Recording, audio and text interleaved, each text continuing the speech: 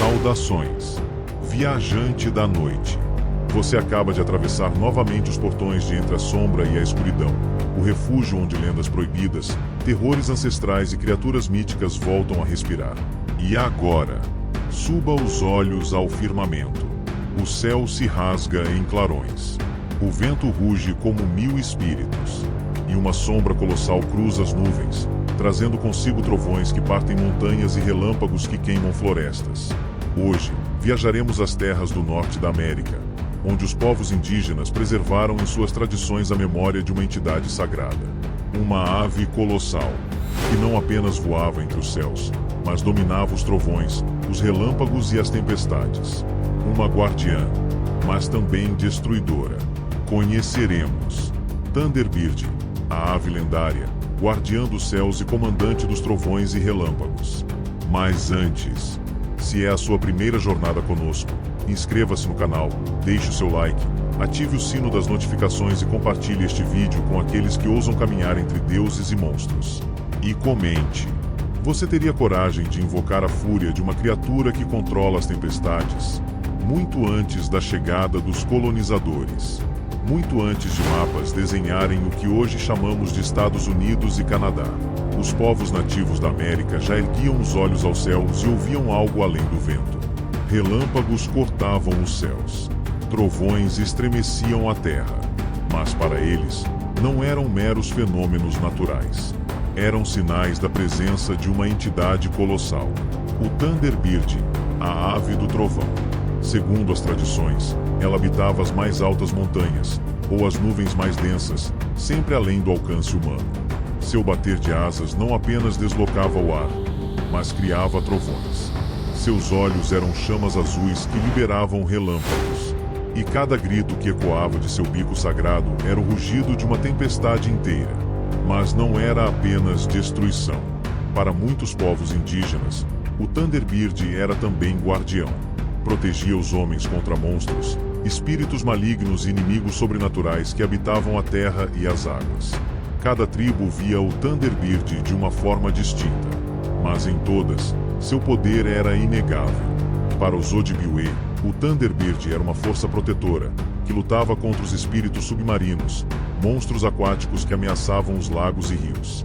Entre os Lakota, acreditava-se que o Thunderbird enviava relâmpagos como flechas, usadas em batalhas contra forças malignas. Para os povos da costa noroeste, o Thunderbird era tão imenso que precisava caçar baleias para se alimentar, agarrando-as com suas garras colossais.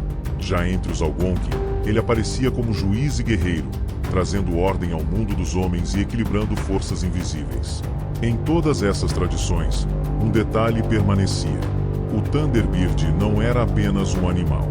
Era uma entidade espiritual. Um mensageiro dos deuses, ou até mesmo um deus em si. E sua presença nunca era silenciosa. Ela vinha com trovões, com relâmpagos, com tempestades que marcavam a fúria ou a bênção dos céus.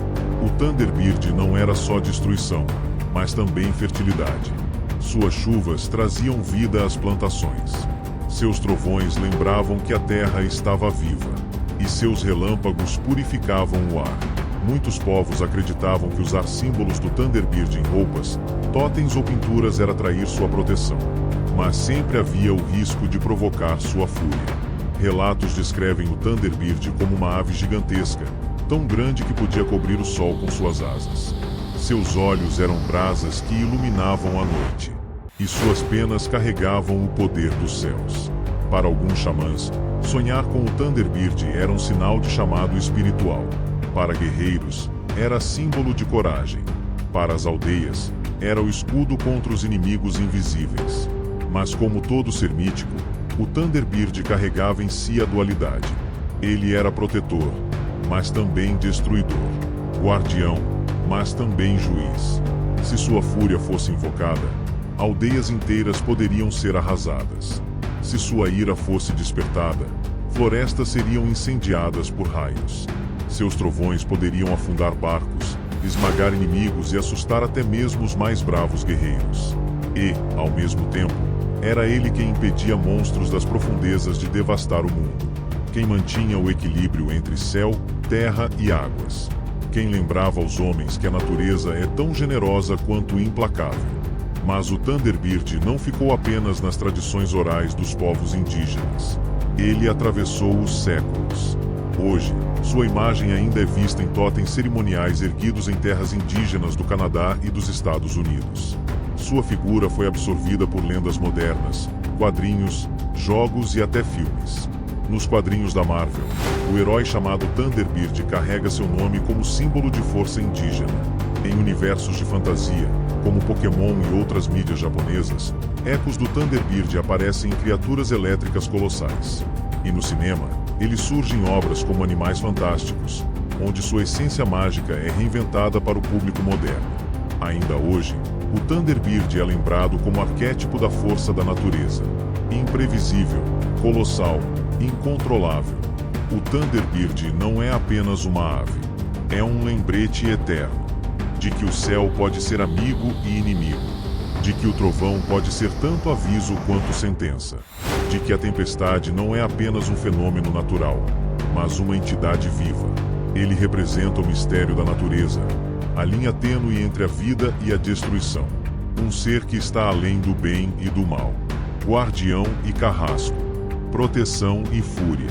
Assim, ele continua voando sobre as montanhas e as memórias, sobrevivendo nas histórias, nos símbolos, nos totens e no imaginário.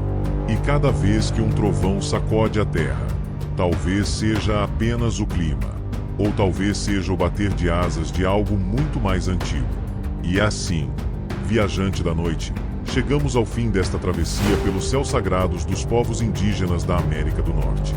Mas não se engane, o Thunderbird não está aprisionado em mitos.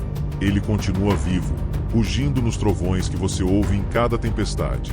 E talvez, neste exato momento, esteja sobrevoando sua casa, invisível entre as nuvens. Talvez seja apenas o vento, ou talvez seja o rugido de sua voz ancestral. Se essa jornada pelas sombras da mitologia indígena te arrepiou, deixe o seu like e inscreva-se no canal Entre a Sombra e a Escuridão. Ative o sino para não perder os próximos mergulhos pelas trevas. E comente: qual deve ser nossa próxima viagem pelos corredores esquecidos do mundo? E agora, se tiver coragem, acenda sua tocha e caminhe conosco pelas trevas da eternidade. Eu desafio você. Até a próxima noite, se você ainda estiver aqui.